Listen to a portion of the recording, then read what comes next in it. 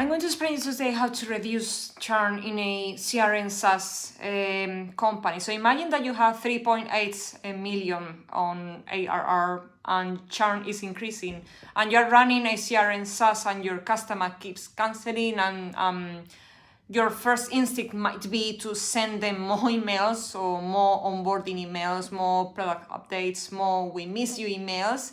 But that might not solve the problem, because if customers are not coming back to your products, the problem might not be your email strategy, it might be the product experience itself.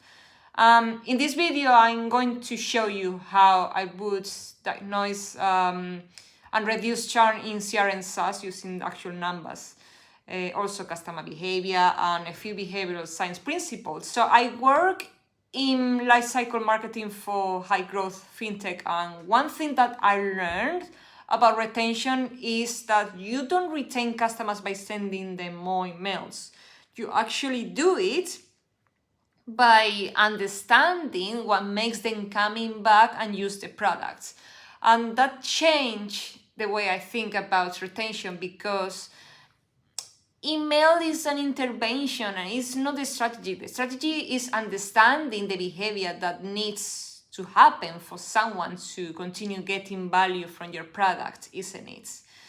So on these whiteboards, let me explain you. So you have 3.8 million ARR, 1,600 customers, 188 and 4.5 monthly churn.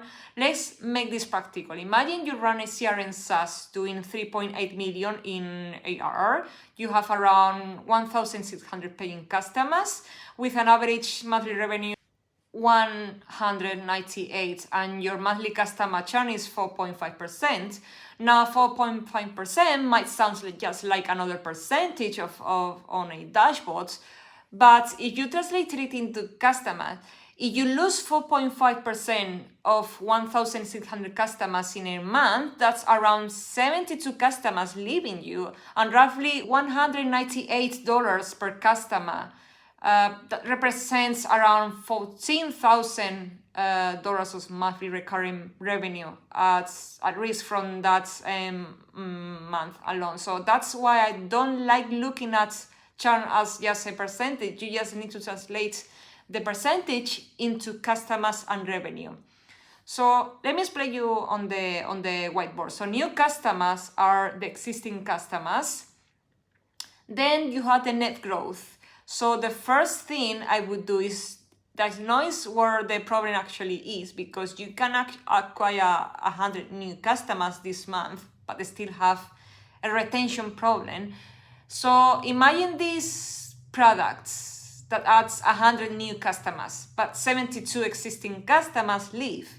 You've technically grown by 28 customers, but imagine your acquisition starts slowing down. Suddenly that churn becomes much more dangerous. Yeah. So that's why I would look at the churn alongside acquisition, because growth is not simple. Yeah. How many customers did we acquire?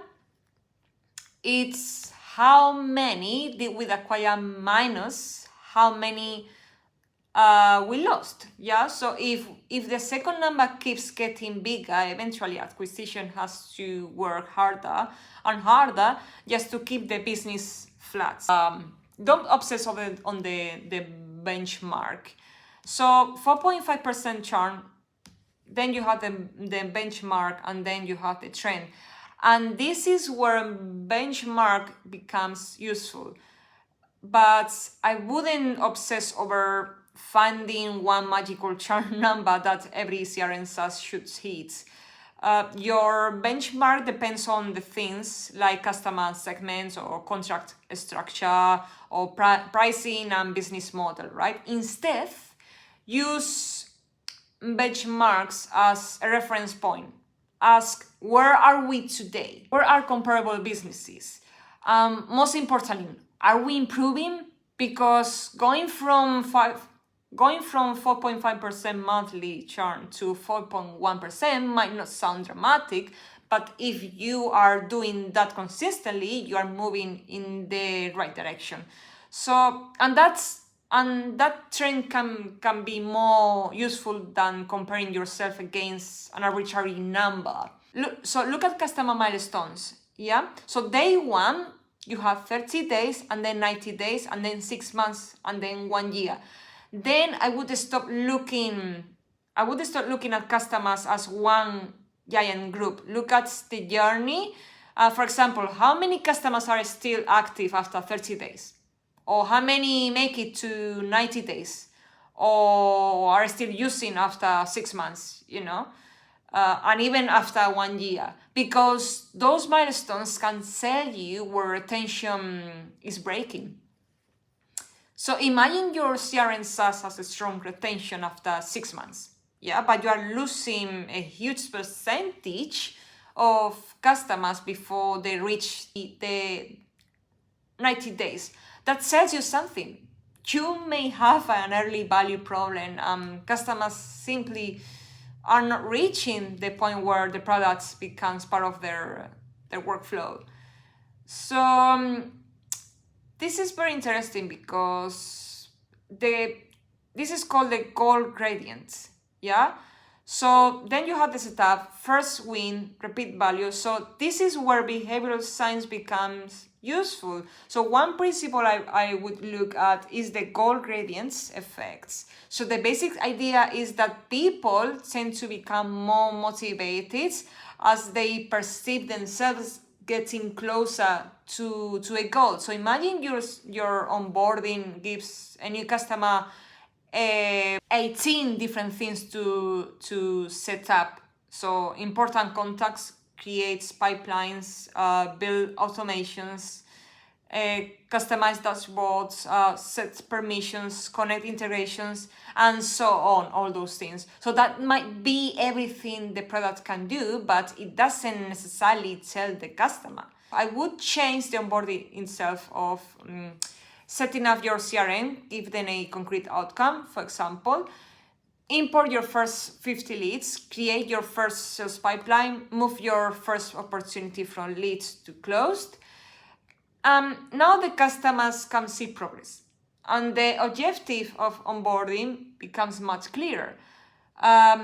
So get the customer to value, not to completion of your product tutorial, obviously. So let's look at this example. So 1,000 new customers before 280 reach first win, after 410 reach first win. So let's say this CRM SaaS brings in 1,000 new customers every quarter. Initially, only 280 reach what you have defined as their first meaningful outcome. Within the first 30 days, that's actually 28%. So you resign onboarding around first customer's outcome, and now it's 420 customers reach that milestone. You haven't even acquired a single additional customer. You haven't increased the advertising budget. So you have changed the behavior you are helping customers reach. And if customers who reach that milestone are significantly more likely to remain active, you've potentially created a retention improvement simply by changing the path to value. So what did they do? What didn't they do? Next, I will analyze cancellations, but don't just ask why did they cancel. I would combine what customers tell you with what they actually did. Look at customers who cancel, like when did they cancel, what features did they use, how often did they log in, did they create a pipeline, did they invite another user, did they connect their email, did they actually complete the core workflow. Then compare that with customers who stayed, because now you are looking for behavior patterns. If customers who never complete a particular action are consistently more likely to churn. So you have found a potential signal here that gives you something much more actionable than simply knowing that somebody says, oh, the product wasn't right for us. You might have is we already know why customers are churning. Maybe you think it's pricey, maybe you think it's the onboarding that is too complicated, or maybe you think, oh no, customers don't use enough features. But don't assume. Let the data tell you. Your intuition can give you an hypothesis, but shouldn't give you the conclusion. For example, imagine you believe customers churn because they don't use your reporting dashboards. So you analyze the data and discover that customers who use dashboards actually churn at almost the same rate as everyone else. But customers who never create a sales pipeline churn at twice the rate, now you have a very different intervention. You are no longer trying to make people use reporting. You are trying to get them to establish the core workflow that creates the value. So let me explain you something that is called choice overload. So imagine that you have 27 features, then you have 6 core features.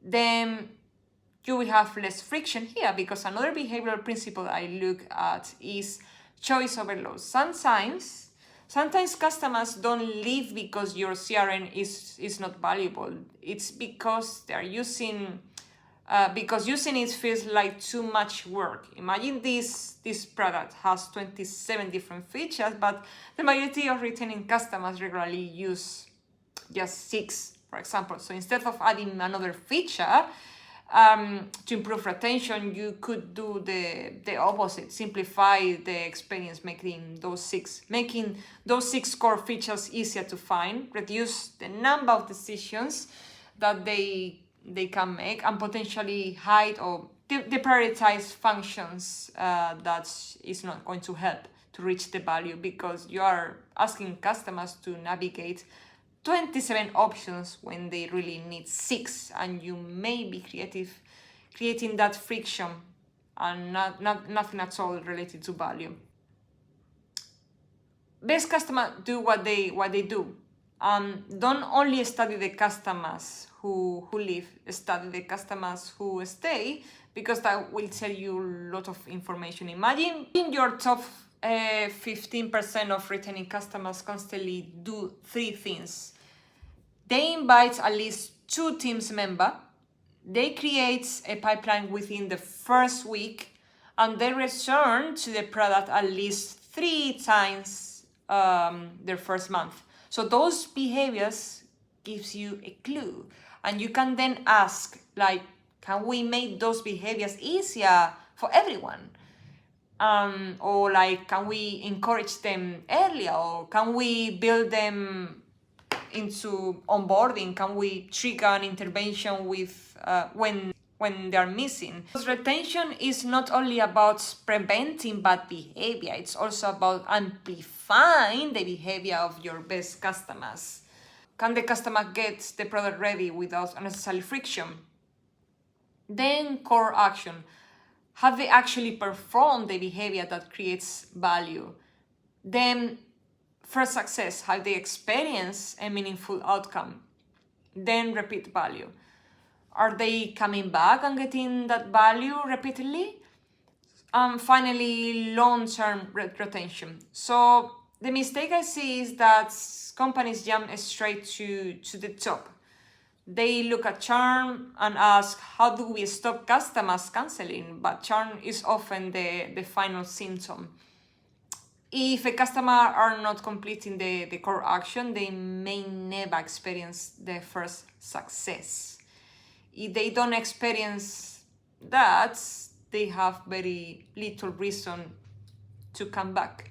So instead of only trying to fix the top of the ladder, the noise where the customers are falling off. Check 4 numbers: setup, core action, first win, 90-day retention. So if you're running a CRM SaaS, here's what I look at this week. Don't start by building another retention campaign. Pull 4 numbers, like 1, what percentage complete setup, 2, what percentage complete the core action, 3, what percentage reach their first meaningful win? And fourth, and last one, what percentage are still retained at 90 days? Then look for the biggest drop. That's where I would investigate first. It's all about the value that creates that retention. If you want to run this analysis on your own CRM SaaS funnel, I also created a free workshop where I walk through this process step by step. If you want the templates, you can find it through the link on my description. But remember, reducing churn is not about sending more emails. It's about understanding the behaviors that creates value, finding where customers get stuck, and designing the product experience to help more customers get through.